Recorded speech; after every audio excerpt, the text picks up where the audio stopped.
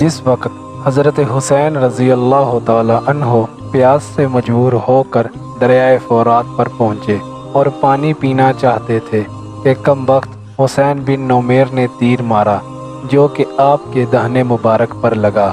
اس وقت آپ کی زبان سے بے ساختہ بد دعا نکلی، یا اللہ، رسول اللہ کی بیٹی کے فرزند کے ساتھ جو کچھ کیا جا رہا ہے میں اس کا شکوہ آپ سے کرتا ہوں۔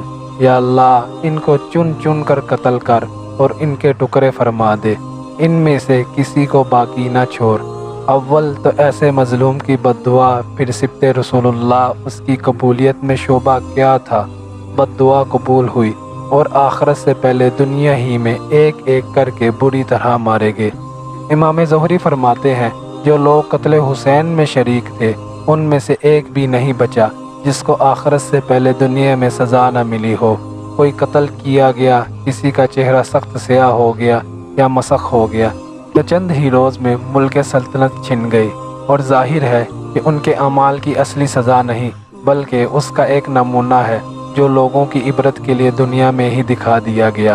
ابن جوزی نے روایت کیا ہے کہ ایک بوڑھا آدمی حضرت حسین کے قتل میں شریک تھا، وہ دفعتاً نبینا ہو گیا تو لوگوں نے سبب پوچھا تو اس نے کہا، میں نے رسول اللہ کو خواب میں دیکھا کہ آستین چڑھائے ہوئے ہیں، ہاتھوں میں تلوار ہے، اور آپ کے سامنے چمڑے کا وہ فرش ہے جس پر کسی کو قتل کیا جاتا ہے، اور اس پر قاتلین حسین میں سے 10 آدمیوں کی لاشیں ذبح کی ہوئی پڑی ہیں۔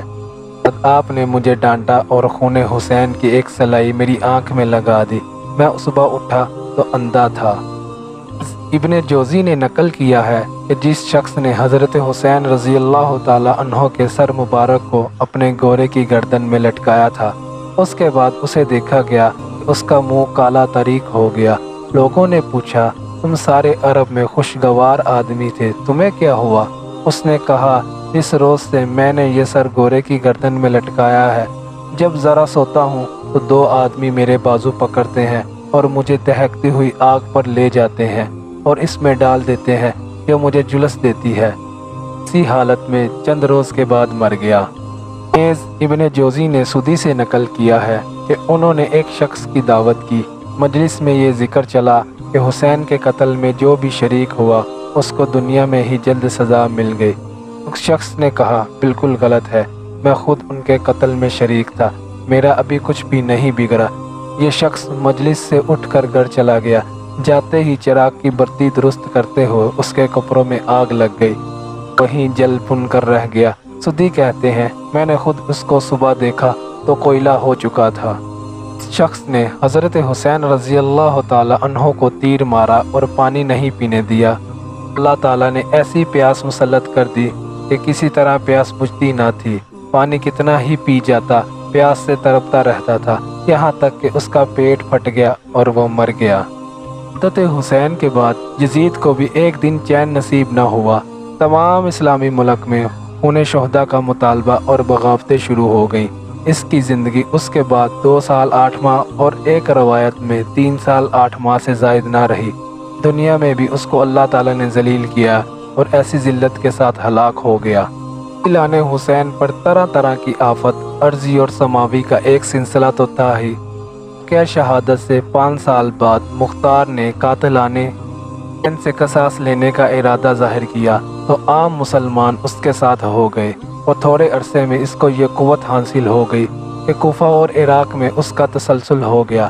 اس نے اعلان عام کر دیا کہ قاتلان حسین کے سوا سب کو امن دیا جاتا ہے، اور قاتلان حسین کی تفتیش و تلاش پر پوری قوت خرچ کی اور ایک ایک کو گرفتار کر کے قتل کیا۔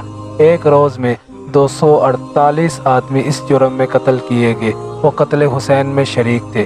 اس کے بعد خاص لوگوں کو تلاش اور گرفتاری شروع ہوئی۔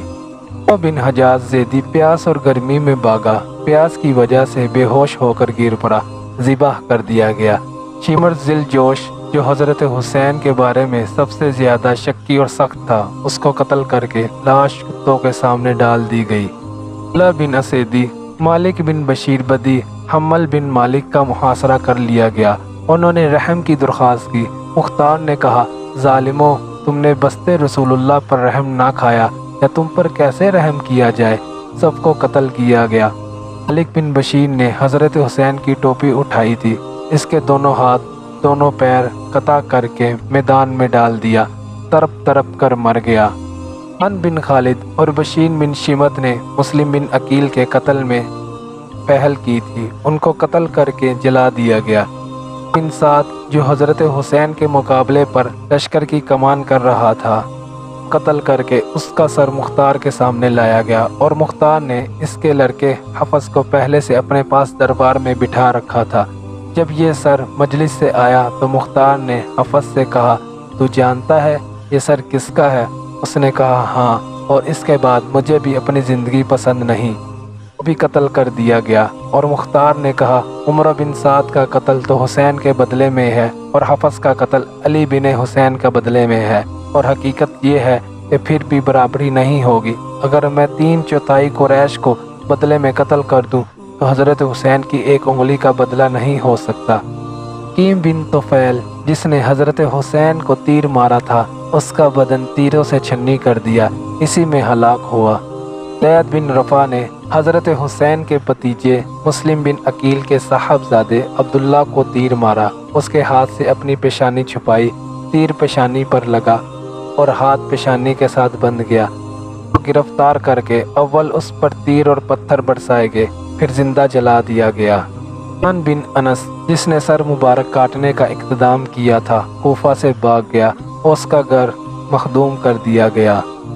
مالک بن عمیرشی کا بیان ہے، میں نے کوفہ کے کسرے امارات میں حضرت حسین کا سر عبداللہ ابن زیاد کے سامنے ایک ڈال پر رکھا ہوا دیکھا، پھر اسی کسرا میں عبداللہ ابن زیاد کا سر کٹا ہوا مختار کے سامنے دیکھا، پھر اسی کسرا میں مختار کا سر کٹا ہوا موصب بن زبیر کے سامنے دیکھا، پھر اسی جگہ موصب بن زبیر کا سر عبد المالک کے سامنے دیکھا۔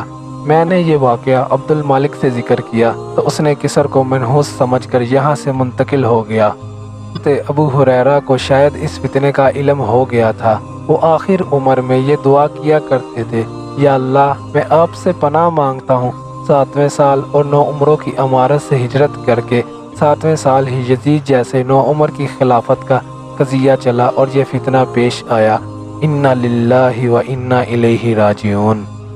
اگر آپ کو یہ ویڈیو اچھی لگی اس کو لائک کریں، اگر آپ میرے چینل پر نئے ہیں تو اس کو سبسکرائب کریں اور بیل آئیکن کے بٹن پر پریس کریں، اس سے میری جو بھی نئی ویڈیو آئے گی اس کا نوٹیفیکیشن آپ کو مل جائے گا۔ ملتے ہیں نئی ویڈیو کے ساتھ۔